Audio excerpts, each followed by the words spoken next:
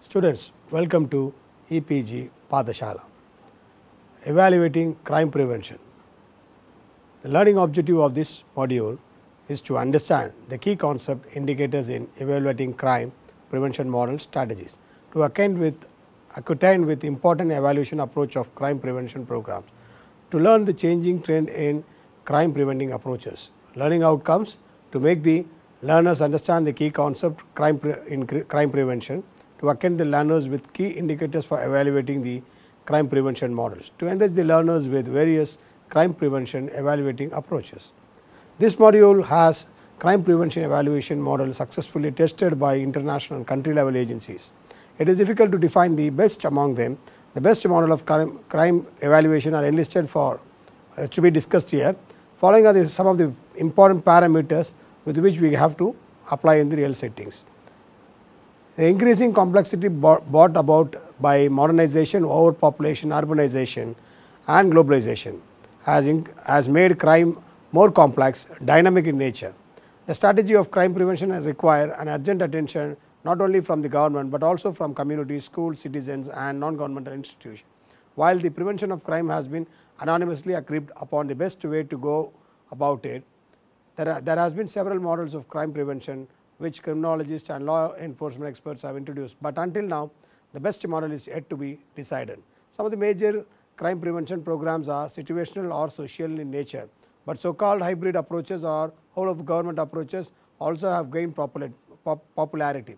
In order to develop a clear appreciation of multifaceted nature of crime prevention, there is a need for a clear crime analysis, for which there are three indicators that you have to understand in crime prevention. The first is economics of crime and its prevention. The cost of crime is ever increasing. The expenditure related to crime includes policing, corrections, security industry and criminal justice system, as well hidden costs such as medical costs, compensation and loss of productivity of victim. To curb this huge cost, crime reduction is considered a feasible alternative in real time.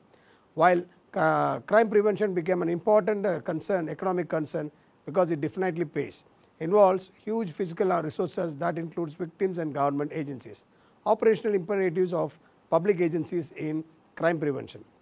Considering the massive cost of crime, it needs to be the role played by citizens and other agencies should be very much. Policing requires a collaboration of the law enforcement structure with citizens, so-called project against crime. Participation of stakeholders in crime prevention is one of the important things. The dynamism of crime invites several stakeholders to act. As crime rates increased with demographic changes attributed to the sprawl of urbanization, migration and citizens have to learn and recognize the singular campaign by law enforcement will not be enough.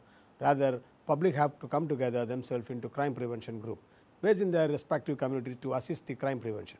As citizens became more vulnerable to crime, so did they resolve to empower themselves to prevent victimization. The importance of working with stakeholders is now firmly established in evolutionary theory and practice. During evaluation of crime prevention models recover several inputs from connected agencies, while one or combinations may work out. Identifying and involving evaluation stakeholders early in the process of planning, implementation and evaluation provides a range of benefits irrespective of evaluation approach. Evaluating of crime prevention. Evidence from a small number of comprehensive evaluation studies have demonstrated that long-term effectiveness of early intervention in achieving significant reduction in participant involvement in crime, as well improvement in areas such as educational performance, child maltreatment, workforce participation, child and youth behavior, income and substance abuse. In addition to the obvious special social benefit, these outcomes are also associated with significant financial savings, both for the community and the participants. The savings produced by the early intervention programs includes reduction in welfare assistance, decreased need for special education, increase in income tax, revenue from the higher education, higher wages of participants due to improved educational attainment, reduced operational cost to the criminal justice system and reduced cost to victims. Well, there is the first approach is cost benefit approach or analysis. In taking the economic analysis, a perspective step further to access the ultimate value of the program, a cost benefit analysis may be utilized. A CBA assesses in financial terms how much society saves from impact of a program by attaching a monetary value to potential benefits and then comparing this to program cost. This equation results in unit independent benefit cost ratio, that is BCR. For example, societal saving of rupees 100 per rupees 10 of program cost.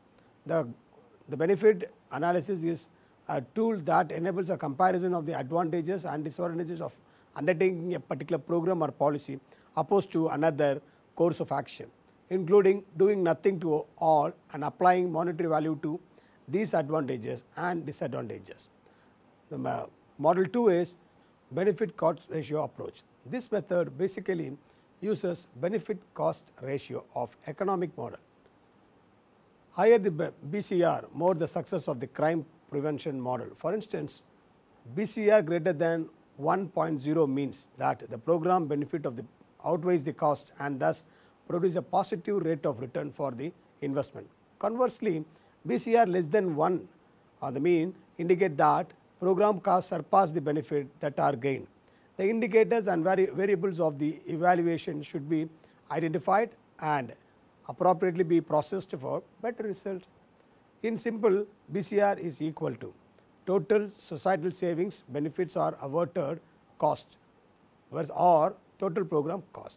The third model is cost effectiveness or evidence based approach. This is one of the standard model. The evidence based approach is also associated with cost effectiveness and cost saving perspectives. Regardless of the area expertise, it makes the most sense to invest in a service or program that has already been demonstrated its effectiveness. The scientific evidence on what program work in addressing risk factor in at population should be used to inform the development of project as well as in funding decisions. Investments in proving tested research based program not only lead to improved outcome but also associated with significant cost savings. One of the greatest social benefit for implementing evidence based program for at risk in youth is the cost saving provided to the public. Investing in evidence based program is the key to reducing victimization and increasing public safety while simultaneously managing correctional cost. More specifically, cost benefit analysis provides a tool for analysts and policy makers to evaluate crime prevention and criminal justice program from an economic perspective in order to guide decision regarding whether to modify, expand or terminate the project. In the United States, the Washington Institute for Public Policy has provided a credible evidence that for each dollar spent on evidence based prevention model, more than $1 worth of benefit will be generated.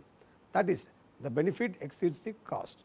The organization has undertaken numerous cost effective analysis and systematic comparison of crime prevention programs to inform policy decision. There are 4 steps in it. You can look at the diagram which has put on the screen. The third model is crime prevention program implementation. For example, these raises a very big question. How will participants be reached and engaged in program? Does a referral from need to be developed and used? By whom? Based on what eligibility criteria? Is management from the lead organization engaged and flexible? Is there a mandatory risk assessment tool used with the participant? Are specific qualifications required to use it? Do incentive strategies need to be developed? In case that, what types? How much money should be allocated? Budget planning is very important. Which partner must be involved? Are protocols, memorandums of understanding already in place? If not, are the roles of the responsibility of the each partner clearly articulated? Not all programs have the same degree of complexity and their implementation will therefore be affected. Implementing condition must be considered as a key element in whether or not results are achieved. Effective program implementation strategies increase likelihood of success and lead to better results for participants. Moreover, a dynamic, committed and open context that is amenable to change with facilitate a program's integration. The third model is program logic model approach. This model describes the main activities that will be delivered as a part of the program and the relationship between these activities and hierarchy of short, intermediate, long outcomes. This helps to determine what outcomes can be reasonably attributed to the program and make the explicit the underlying theory about how a program contributes to these outcomes. This model of evaluation one of the powerful communication for criminal justice evaluation.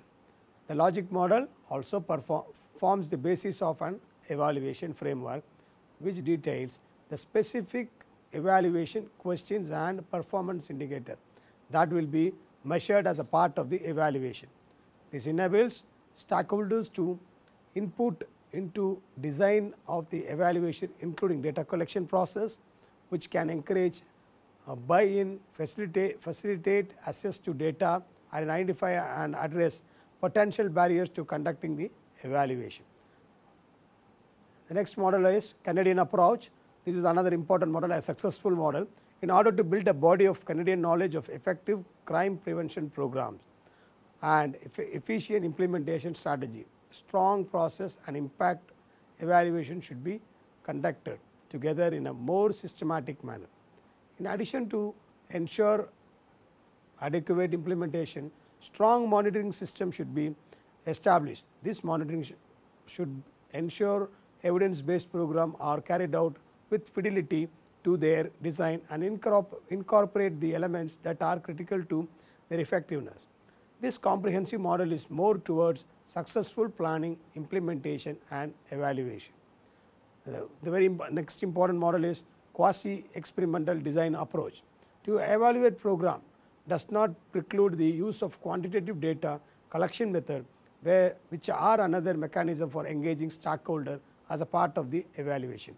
In all of the evaluation described in this module, a mixed method approach was adopted combining the quantitative measurement of key outcomes. Example, reoffending with qualitative method. Combining quasi-experimental research design with field, example interview or questioning, is a common approach to understanding social change, particularly among pragmatists, and offer a number of important benefits. First, these interviews can confirm through triangulation the findings from the quantitative analysis, which can add weight and credibility to the findings. Second, they can help to provide explanation and context for the finding from any quantitative analysis of key outcomes. Third, these interviews can address evaluation questions that cannot be answered using a quantitative method.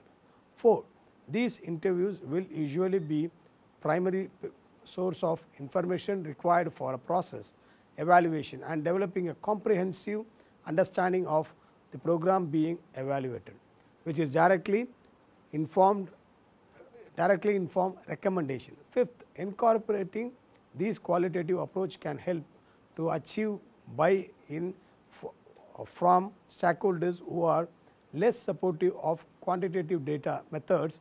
And finally, the qualitative interview can help to address the common criticism of quasi-experimental methods for lacking external validity by developing a more detailed understanding of mechanisms that underpin intervention and context in which these mechanisms are applied. There are several studies that is supporting this approach. Then the collaborative approach is one other important approach. A collaborative approach to evaluation recognizes the potential of involving program staff in the data collection process. For the purpose of the evaluation is more economical, involving program staff in this way can help increase the perceived credibility and validity of the findings and remain a threat and inspiration for participating staff. There is an inherent tension that comes with being commissioned by the people responsible for the design, management and or implementation of program to conduct the evaluation, providing an objective and independent assessment of the success of a of that program can be source of conflict between program manager and evaluator, and the pressure to adjust or soften unfavorable findings is not uncommon. The goal is in evaluating crime prevention is to understand the impact of model and suggest whether it can be continued or dropped. While it is a fact that creating individual or collective effectiveness within the community and the agency is crime prevention unachievable. The important component of crime prevention evaluation is to check whether crime has reduced by bringing the people within a community together, making them more effective in eliciting services, support during evaluation. Studies have shown that once crime prevention program is implemented, actual crime rate should fall within an area. The only problem with this is that people within these communities will only take control if they have a mutual trust relationship and shared expectations of each other in implanting the suitable model for crime prevention and its evaluation. Summary of this module: the ultimate goal is in evaluating crime prevention is to check whether the crime has reduced, public feels safe in their space, and modalities to reduce the cost cutting is further implementation of the model. This requires stakeholders in evaluation as they are real enforcers of the model. These enforcers should evidence the investment on the model has promising results, while on the other hand it is mandated to check the investment and return are proportionate. The result remains with early intervention, implantation and success of the crime prevention model. Thank you.